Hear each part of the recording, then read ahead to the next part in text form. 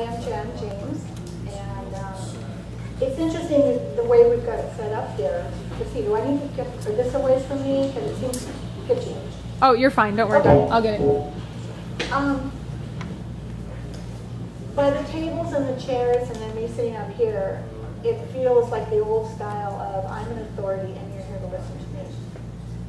And I am more accustomed to circles and collaborative conversations. So I'm hoping as I go along that if something strikes you about what I'm talking about, that you will be willing to volunteer information that you've had about your own personal style of thinking, which is what I'm going to talk about, and how that knowledge of who you are runs maybe butts up against somebody else and you have conflict, and how have you resolved it. I did want to tell you that 20 years ago I used to teach class. I taught classes in styles of thinking. And it was very exciting to see people understand their own thinking style and how that applies in their personal life or their workplace. One of the things about the development of this, we call it INQ, inquiry into how you process and make decisions with your thinking style, it's not the same as personality work. How many of you are familiar with Myers-Briggs? Have you found it useful? The thing that I've noticed about all of these different tests, they can give us insights, but there tends to be a desire to then label other people instead of use them to help us grow ourselves and just identify our own weaknesses and strengths. And it's like, oh, well, you are, and they are. And so for a long time I stayed away from these kinds of tools. This particular tool was invaluable to me when I was first exposed to it. It answered a lot of questions for me of why I was always in trouble, because I happened to be one particular style that is quite irritating to a lot of people. I think that if I say analyst, many people will be able to identify that that's their style, or they know somebody who likes to analyze everything, figure it out. They gather up all their information. Well, I'm a synthesis. And a synthesis likes to say, well, what if? What if this fact that you brought to the table and the fact that you brought to the table, what if we combine those ideas? Well, there are certain thinking styles that they just want to run away from you really fast. It's an irritating trait when someone's trying to nail down the facts. I like to go beyond the facts. I like to combine opposite ideas to come up with new solutions. And one of the reasons I like hanging out at Gangplank is because I've met a lot of people like that here. There is a willingness to jump outside the box and say, if we mix it up, what can happen? So anyway, I wanted to give you a little bit of background too about myself. The first third of my life was when I got in trouble because I didn't have any idea about how I process things. But I also got a lot done. I ran an art gallery for 9 years. I opened up a farmhouse that I called Open Door Policy. And if you needed a place to stay, if you would participate in the rules of the family, you were welcome to come and stay. And we had a diverse amount of people live with us. I had prisoners paroled to our house. We had runaways. We had one guy we took in. It turned out he was AWOL. We had kids that were just trucking around America. This was in the 60s and 70s. And it was a very exciting time. And I didn't really have to get along with other people or form teams because I was developing my own world of reality and bringing people into it. It was very exciting. At the end of that first third of my life, I decided in my 40s to go to college. And that's when I ran into this test in one of my classes. I saw some of the value, and I'll tell you, of course, more about the grid. And I also want to offer any of you today who are interested in taking the test. I'll be glad to let you do that and give you some feedback in a couple days. Anyway, so here I was in college and I was exposed to making videos. And I'd just taken this class and learned that my style of thinking was a little off target for a lot of people and why I sometimes upset them. So I gave the test to a few other students and came up with working with somebody who had thinking styles that were compatible with mine. Basically, they could tolerate the way I thought. And it was so empowering and exciting. And the reason I want you to suggest that you might want to look into this kind of testing on your own is it gave me the knowledge about what was important to me. And when someone was trying to rush my process, I could say, no, wait a minute, I think I'm right. But knowing my weaknesses, areas that were gaps for me in getting things accomplished, I could defer to the person that I was working with. And this particular one was the woman I worked with. She wanted to get things done, and she wanted to get them done now. Well, I want to gather information, and then I want to gather some more information. Not as an analyst, not fact-based, but I want ideas. I want huge amounts of ideas so that I can create something new. Well, she made a decision after our testing to respect that that was a valid way of approaching things, even though it drove her nuts. And I made a decision that I would get bogged down and never get the video accomplished that we wanted to produce if I didn't once in a while listen to her. She's saying, enough already. We're going to do it, and we're going to get it done by the end of the week. So that was the power. And some people fall into those relationships automatically. You get a sense, you respect somebody of what they've done before. But if you're thrown into a new workplace and a new team, and people are rejecting you and dismissing you, then this kind of a tool is really valuable. So this woman and I worked together for 3 months, and it was very exciting to work with somebody where we had the same language and we understood when to refer to each other. So I guess I'm trying to get you excited about the whole idea. Then in the second third of my life, right after the success, of this video, and she and I went on to make some other videos, and we got national recognition, and it was pretty exciting to see what it was like to work with somebody that you could match up your skill. Then I had a car accident, and I had an undiagnosed brain injury. And so the second third of my life, Katie, this is going in and out, I think. All right. Can you hear me without it? Or is it still on? Okay. Yeah, just kind of going in and out, isn't it? So, the second third of my life, as I said, I had a car accident, so undiagnosed brain injury, and I walked around for 5 years.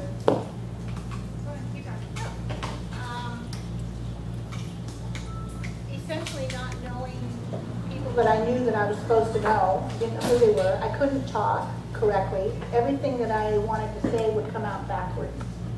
If I wanted to say, gosh, you look like a really interesting person, I can't even remember what would come out of my mouth, but I just knew it was wrong by the expression that you would say on your, that I would get back on your face. And eventually I did get diagnosed, and I did get into care, and the healing process developed over a few years. Some of the residual things is, I no longer can remember all the information in this workbook that I taught the class with. But, so to say, this is a learning process for me now, realizing that I have great memories of what this tool did in my life, and I want to see other people connect with it. So I'm starting over. I'm reading the material and learning how to communicate it. So that is now the beginning of my third stage of my life. I'm going back, in that recovery process, having run state agencies, done award-winning videos, I was reduced to being extremely grateful that I could get a receptionist job. And I had to have help doing that. I had a wonderful office manager who worked with me because I couldn't remember from one minute to the next what I was doing. So through that time, I started going back into the workplace, and eventually, as my mind began to heal, slowly the one thread that was valuable to me was remembering that people thought differently, and I needed to pay attention to that. An example, I was working, eventually after the receptionist jobs, I worked up to being an office manager in a small magazine.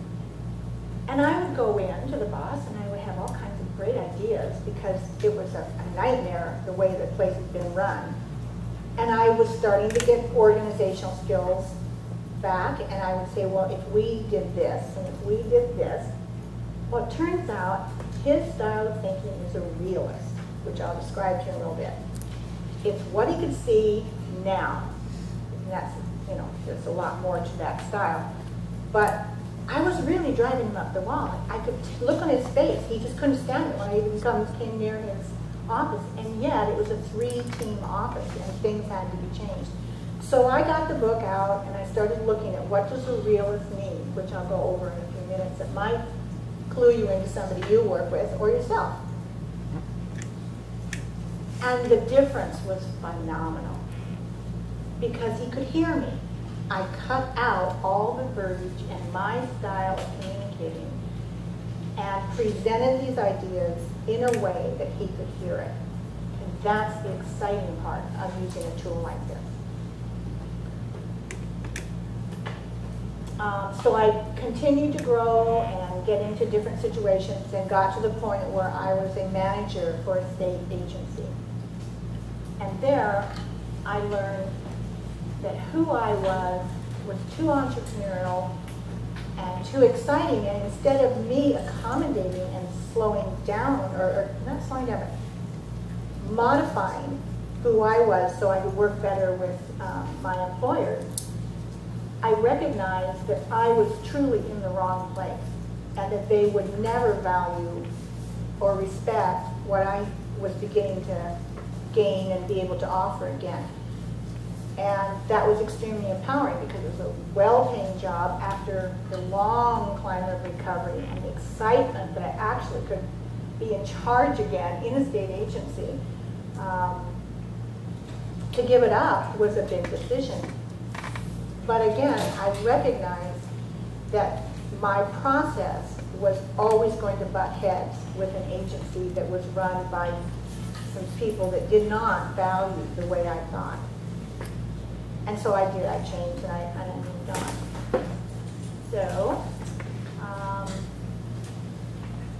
then I moved to Arizona and took on being a grandma full time and thought, I'm done.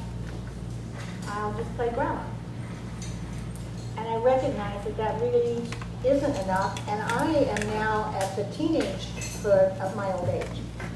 You know, I'm not a baby. I was about 5 years ago. I was just beginning to get into my old age, but I'm about a teenager now, and I'm restless, and I want to know what it is I can do. And so I'm kind of looking again at this tool.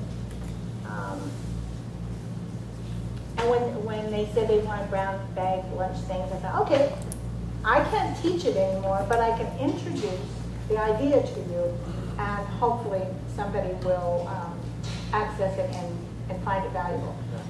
Again, I want to emphasize, I don't really believe that these tools by themselves, they can be highly misused in your own life or in somebody else's. Making decisions about what somebody else may be based on the things that one learns in life or what you are. If it's a labeling, and if it doesn't recognize your entire package of how you grew up, the people that are interacting in your life now, the dynamics of who you're working with, we can grow and be much more than any assessment tool. But it is pretty exciting. I mentioned Myers-Briggs, and there are correlations. I'm sure somebody somewhere has done some kind of a correlation where, as a synthesis, maybe one of the traits of the personality, Myers-Briggs, are correlated. I've just never done any of that. I do remember that when I used to do presentations, I never let anybody hear about the different styles before they took the test. Because most bright people, as they take the test, are going, oh, well, gee, I would probably, if I answered this way, I would probably be, one of the tools. And but today, I'm going to go over some of these styles, and then if you want to take the test, you can. I'll get it to you. I'm trying to think if there's anything else.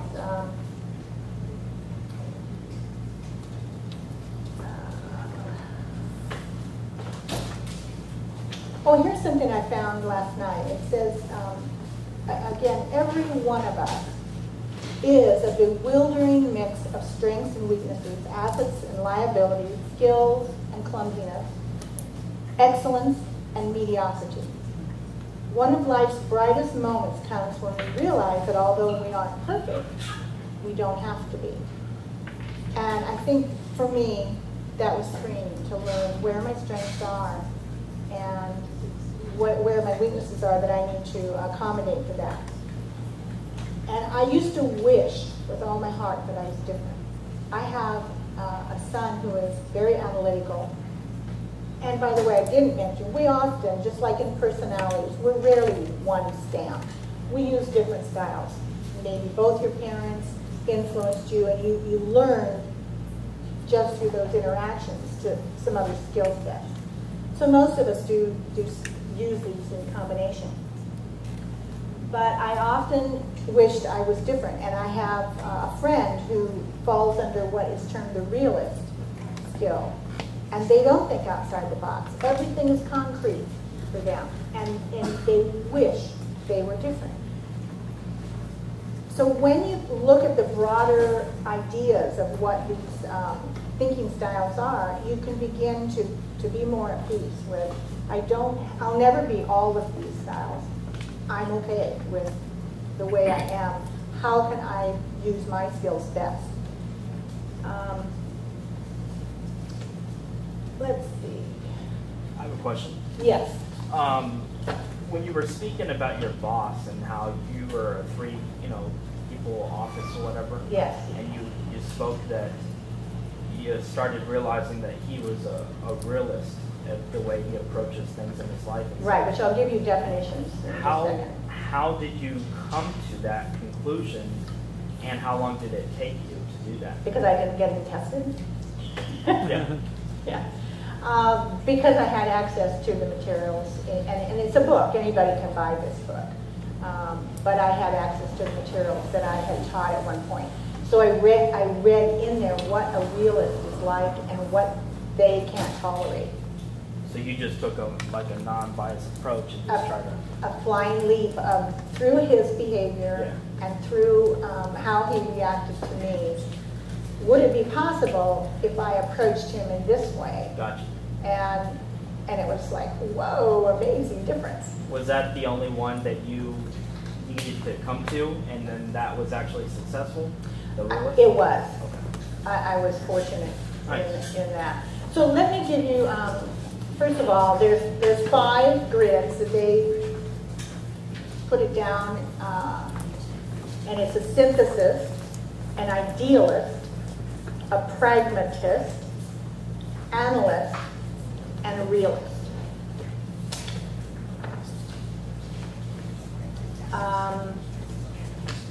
Just trying to see which one of these would be the quickest.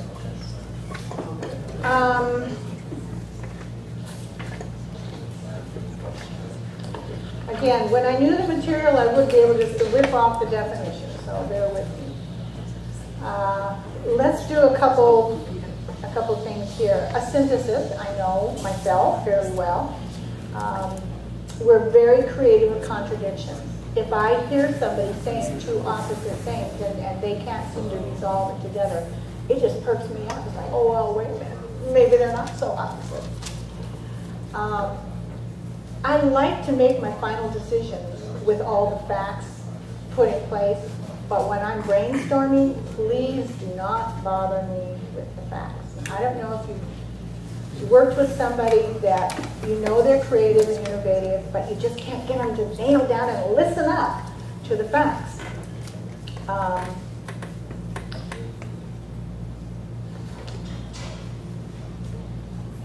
When I get really going on an idea, I can be confusing to people. I don't really like to acknowledge that, but I've seen it in action. The reason is because when I'm trying to solve something, I branch out. And I branch out over here, and then I might branch out over there, and eventually I can bring them all back together. But it's very distracting if people are trying to make a plan to get something done. And so I need to back off a little bit. One of the strengths about my style in a group is sometimes people, if there's too many pragmatists in the room or in the topic and they want to get it done, they want to get it done right now, they oversimplify something and they don't look at the ramifications down the line. Whereas someone like me will say, well, wait a minute, we need to look at this part of it.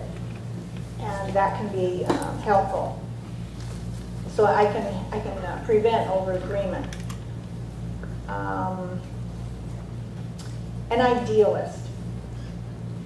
They have very high standards. Now that's not to mean that all of the trades don't have standards, but it's a motivator for them. It's crucial in their decision making. And they get very hurt and deeply disappointed most often when their ideas are not listened to. But they're great at looking at the long-range goals.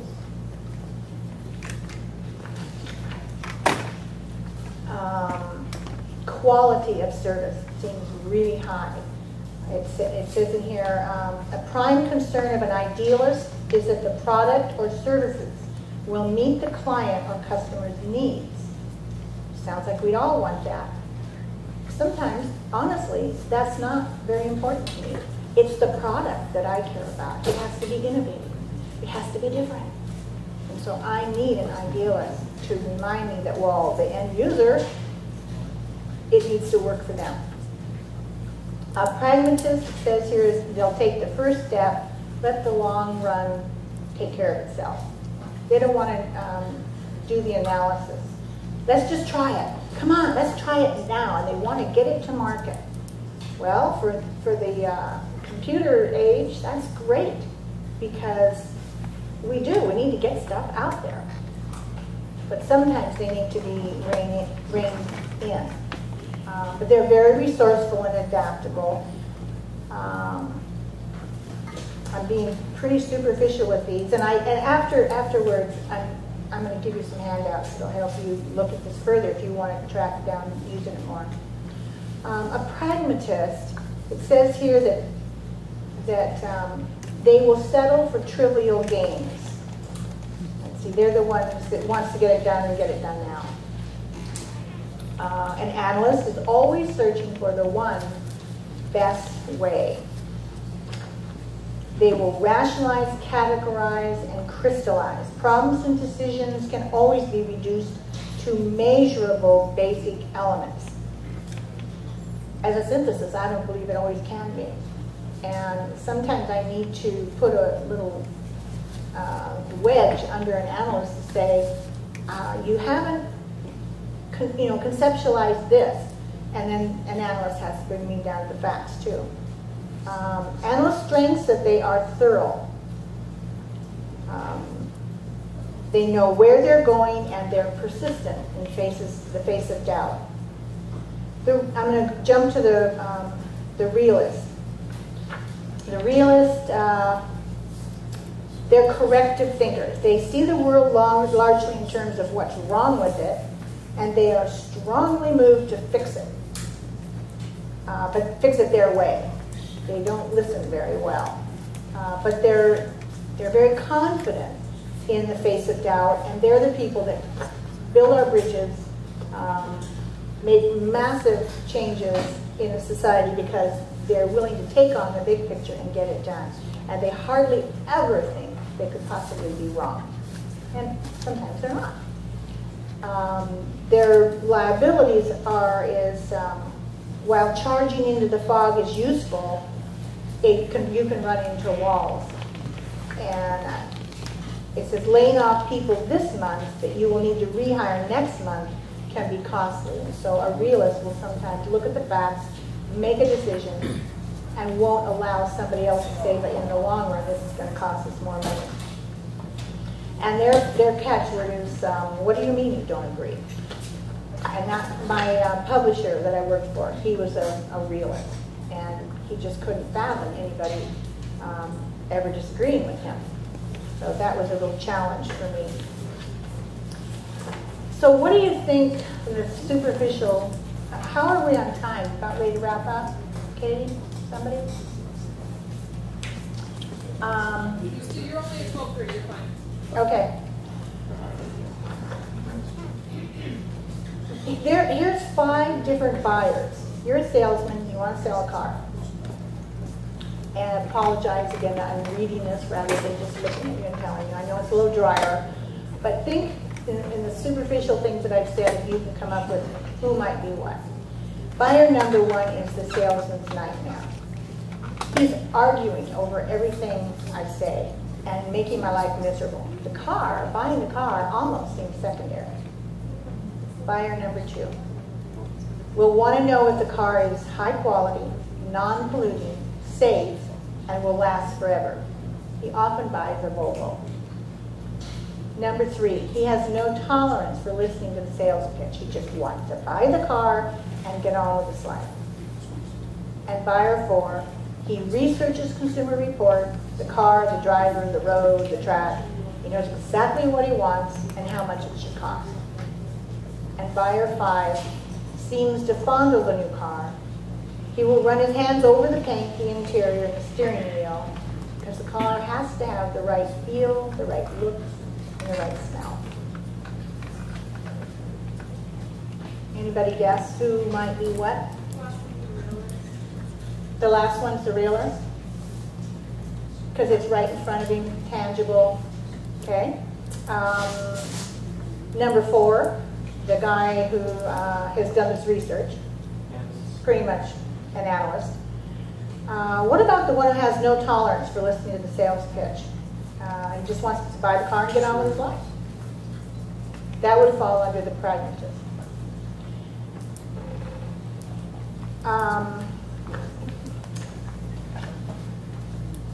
Here's some things that might give you an idea of who thinks they most likely fall under being an analyst. That your first choice in solving a problem would be to start gathering up a bunch of facts. Anybody want to own up? Okay. It says here, if your strongest thinking style is an analyst, if you're interacting with these other styles, here's things you might want to pay attention to. So you're an analyst. If you have an idealist on your team, you're going to be annoyed because they will constantly be thinking about other people's feelings. And you're going to get impatient over that they want a meeting just for the two of you to stay in touch. Like, and for what reason? If you're not bringing me a new fact, or I'm not giving you a new fact, what is the point of this meeting? If you know, though, that you have an idealist and they have great gifts and their strengths are going to make your product or your office work better, you're going to take a breath and make the effort to connect with that person in the way that they need, which is to have the meetings to stay in touch. Because down the line, this person is going to make a big difference in your team. If you have a pragmatist on your team and you're an analyst, be aware that you may resist the compromises that they're going to be pushing for. When your analysis of the facts say there's only one way to do it, instead pick something that you can give on with them early on in the discussion. And I've actually seen that work. Again, it's all about tools that help us respect the other person, because all of us are going to want to solve problems the way it feels best for us.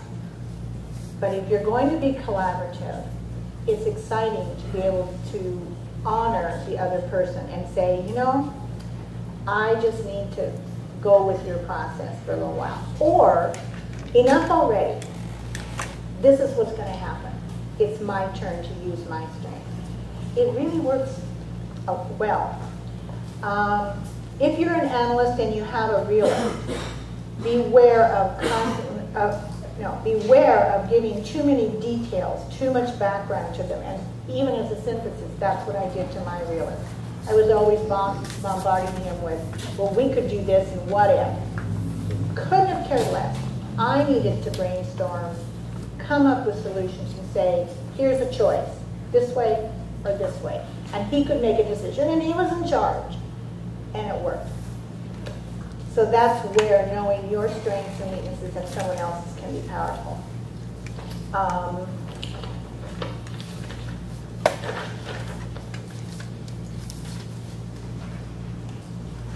An idealist, wish I had time to explain more fully their strengths, because they're visionary people usually, and they can take projects and people, places that I wouldn't think of. But they're also very feeling-based often in their thinking. Their feelings affect the way they think, and it's like, I don't have time for that. And analysts don't have time for that often either. And so I'll just outline a little bit here. The strongest thinking style preference is idealist, but here's who you're going to react with. So let's say you're an idealist and you need to deal with me, the synthesis. Try to remember that arguments from a synthesis means they are interested, not that they're resistant. When you as an idealist say this big picture, and then I say, well, I don't know, wait a minute, and I bring in a fact from over here, that's not argumentative for my point, but an idealist will often see that as they're arguing with me. Why are they doing that? And so the idealist has to step back and say, oh, she's not arguing. She's just terribly interested that she's taking the time to bring this idea in. If you're an idealist and you're working with another idealist, because of your mutual concern for each other's needs and everybody else's needs, you might end up just sitting on decisions and never getting anything done. So that's why two idealists often bog down in a project. If you don't have a pragmatist on your team saying, okay, I've been patient, I've listened to all of this, but now we've got to do this, do something. Am I boring everybody yet? I mean, it's hard for me to not be really interacting with you, just sitting here reading, so.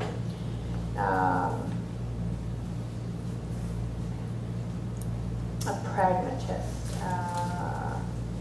If you're a pragmatist, someone who really, you've listened, you've been in the meeting a long time, everybody's brought different ideas, and it's like, gee, let's just do something. Like, by tomorrow, I want to do something.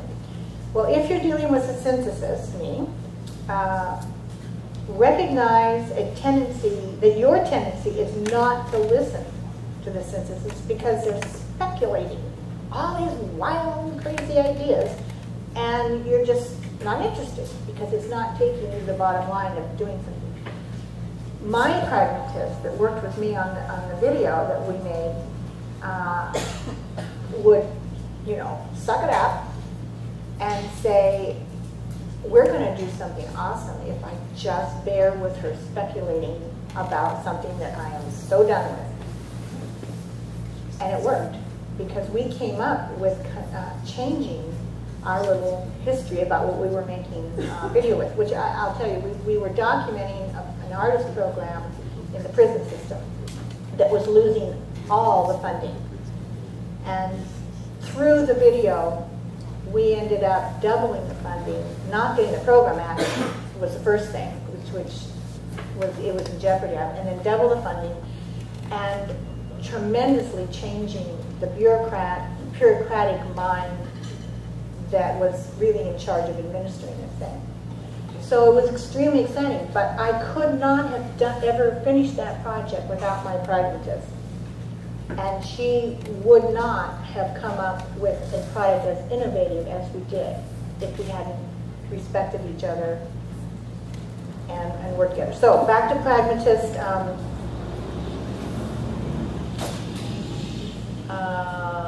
If you're working with another pragmatist, the tendency for you to rationalize an overly adaptive approach, even when resistant. I can't read it correctly. Let's see. Oh, if you're working with another pragmatist, the bottom line, what they're saying here is that they get excited about the fact that you want to get it done, because they do too, and you come up with some solutions and you start to implement them. And what you really needed to do was find some resources that had a bigger vision so that you could take that idea further. So those are some of the ideas. Trying to think. The thing that helped me is a synthesis. When I'm working with an analyst, when I'm stressed, let's say there's arguments or stressed in a working situation, the way I get out of that is to be humorous. And I'll throw out an absurd take on the whole thing, very ironic look at it, and I lose a lot of people. Other synthesis think I'm delightful. But when an analyst or an idealist is trying to problem solve and you make a joke, it doesn't work. So if I'm a synthesis and I'm working with an analyst, I have to watch out that I'm not playful or ironic in my humor with them, because I am going to lose them. And I have to have worked together with someone long enough to know that they know I'm de-stressing. I am not poking fun at their idea. And if I work with a realist, I have to remember that any of my speculations will be seen as foggy-mindedness. They don't step out of the box. They don't think it's exciting to go and find a new idea that nobody ever thought of. And I'll lose them immediately. So I keep that part to myself. But I still value it, and I do the speculating, and I work with other team members, but I present to them something specific that's tangible that they get. Okay, I want to hear a couple stories. Does any of this click for anybody? Teams you've worked on, projects you've tried to go, and people are just looking at you like, what? Has that happened to you? Just has that happened to anybody? What? Well, we deal with it quite often at our own company because we have a pretty analytical business. It's a data-based business that needs to sell. And so can everyone hear? So we oftentimes speculate as to what will sell and want to take risks on that, but from a production standpoint, you really need to analyze it, and the personality types can be at odds there. We've employed several, actually many of the tactics that you've talked about today, in terms of how to be respectful of other people's personalities and communicate. So I'm really like, let's get it going, let's get this project moving, et cetera, et cetera. But I understand from experience that when we are too hasty in doing that, and I don't listen to some of my partners' feedback, it gets off the ground and then fails miserably. Whereas, but you're aware of that. Yes, absolutely. I think that comes from having worked with one another for a long time now and gained insight into the fact that while it may be painful for some people to listen to other people's types of communication or personality types, generally speaking, they're right, and we have to invest that observance. That's helped us a lot. That's very exciting because that's not the norm. Oh, yeah, we agree. It is exciting. It is. Yeah. It's helped our company. To be able to, because that's all any of this is. It's just recognizing that your problem-solving skills are great. They've served you well. They get you places. But they are not the end-all, be-all, and you need other people. So Right. that's great. Further, their utility is limited to what they are. And that's the thing Exactly. we recognize is that if Adam possesses utility that I don't, then it's really foolish of me to depend solely on mine or solely on him. Yeah. So definitely, we agree. And I haven't really looked into the whole dynamic of how that happens. You know, when people do stick together long enough to make it work. But so many small companies particularly break up over these issues of not respecting each other. So can I ask a question? Sure. If you were going to build a team tomorrow of 5 people, who would you recruit and why? What personality styles or types would you be looking for, and why? Well, as a synthesis, I want them all because I want to synthesize all those types. And But what if that team, that's not always the best what if solution. that team that you were recruiting tomorrow had to deliver $10,000 in revenue a week from tomorrow? Exactly. Who would you then? I would definitely have a pragmatist on my team, an analyst. Yep. I don't know, I value an idealist, but from what you just described, I might exclude them at this point. And as a synthesis on that team, what would you do for that week? Would you mind your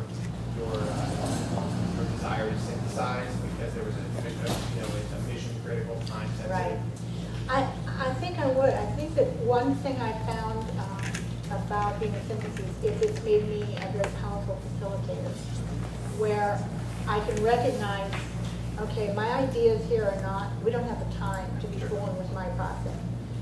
But this person and this person is having a hard time to hear each other, and so then I'm just someone who said, well, here's what I thought I heard you say, and I'll restate it in a way that the other person can hear it better.